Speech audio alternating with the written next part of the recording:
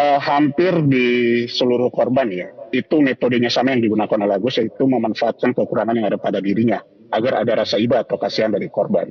Kalau dari awal-awalnya itu selalu percakapan biasa ya, dari nanya jam dan yang lain, kemudian percakapannya meningkat tentang pribadi dari si calon korban, kemudian dari informasi yang diberikan oleh calon korban, dia menawarkan solusi bahwa seakan-akan dia bisa untuk membersihkan korban dengan tawaran mandi suci seperti itu. Nah, kalau seandainya nggak bisa, itu biasanya dia akan mulai ke Oke. Hampir di seluruh korban ya, itu metodenya sama yang digunakan oleh Agus, yaitu memanfaatkan kekurangan yang ada pada dirinya agar ada rasa iba atau kasihan dari korban. Kalau dari awal-awalnya itu selalu percakapan biasa ya, dari nanya jam dan yang lain, kemudian percakapannya meningkat tentang pribadi dari si calon korban, kemudian dari informasi yang diberikan oleh calon korban, dia menawarkan solusi bahwa seakan-akan dia bisa untuk membersihkan korban dengan tawaran mandi suci seperti itu. Nah, kalau seandainya nggak bisa, itu biasanya dia akan mulai ke pengancaman. Pengancaman misalnya bahwa dari informasi korban itu seakan-akan dia sudah mengenal korban jauh lebih dulu. Jauh lebih dulu, kemudian seandainya korban tidak tetap tidak mau, dia akan coba mengancam lagi bahwa informasi penting ini terkait keburukan korban itu akan dilaporkan kepada orang tua korban. Bahkan diancam, saya akan ke kos kamu atau saya akan ke rumah kamu. Nah, kemudian korban menuruti. Nah, baru solusi tadi, mandi suci itu ditawarkan. Nah, perjalanan dari tempat taman, kemudian ke tempat penginapan, itu sebenarnya korban nggak ada yang pernah tahu bahwa dia ke tempat penginapan atau hotel. Itu nggak ada yang tahu sama sekali. Hanya ditawarkan tempat, yuk ikut saya kita mandi suci. Itu tawarannya dia. Nah, sampainya di hotel, itu korban sangat kaget bahwa lokasinya adalah hotel atau penginapan ya. Makanya ini kan terkonfirmasi dari pemilik homestay ya. Salah satu homestay mengatakan bahwa gestur dari korban itu berbeda-beda. Ada yang nangis, ada yang sedih, ada yang takut, dan yang lain. Iya. Nah, lalu kenapa bisa sampai ke kamar? Nah, ini yang menarik. Karena di tempat parkir itu Agus menekan, ayo masuk kamar, karena hanya di sana saya bisa lakukan kamu mandi suci. Kamu nggak perlu takut, karena saya nggak punya kedua tangan dan saya nggak akan mungkin bisa perkosa kamu. Nah, ketika sampai kamar, korban akan makin takut lagi. Dan Agus akan mengancam, kamu jangan berteriak. Karena kalau kamu teriak, itu akan didengarkan oleh orang yang ada di luar dan kita akan dinikahkan. Jadi itu ancaman selanjutnya oleh Agus. Tapi apakah pelaku ini sudah mengakui perbuatannya dengan serangkaian alat bukti yang kemudian sudah dimiliki oleh pihak kepolisian, Pak Yan?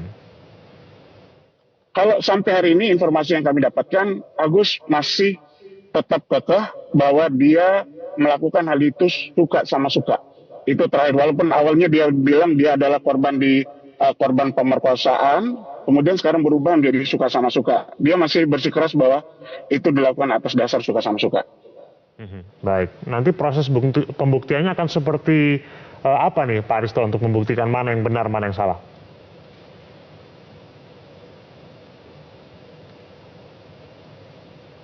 Jadi Mas Kevin, pembuktian ini kan sederhananya soal argumentasi mana yang paling masuk akal. Ya. Jadi di satu sisi kalau kita lihat argumentasi Agus kan sederhana. Yang tadi Mas Yan juga katakan. Mana mungkin disabilitas itu bisa melakukan pelecehan seksual, dia saja tidak mempunyai lengan. Itu kan argumentasi utamanya.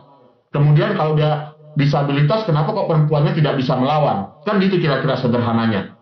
Nah, tetapi kita harus timbang juga argumentasi selanjutnya, argumentasi yang sekarang berkembang, yang kemudian juga diutarakan oleh polisi, bahwa tadi ada upaya-upaya metodologis. Tadi Pak Yan mengatakan, satu, ada manipulasi psikologis, manipulasi pikiran, yang kedua, ada intimidasi atau pemerasan.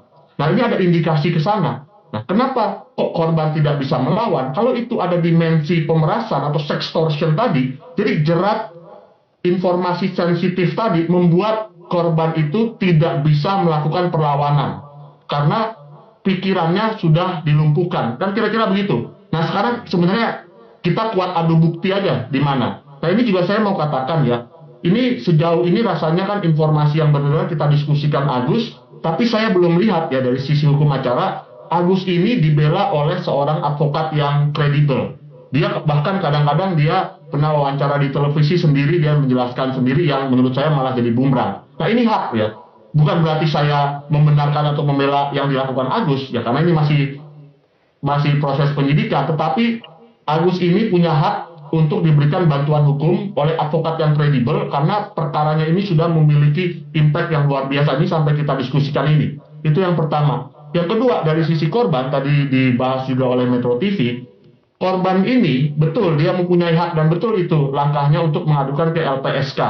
Karena korban-korban kekerasan seksual ini banyak dijudge oleh society. Oleh karena itu, Undang-Undang TPKS dan Undang-Undang LPSK memberikan safeguard ya atau perlindungan terhadap korban itu. Jadi dua-duanya memiliki hak dalam hal ini sehingga proses pembuktian ini menjadi fair ya, menjadi fair dan tidak berat sebelah. Gitu Mas Kevin.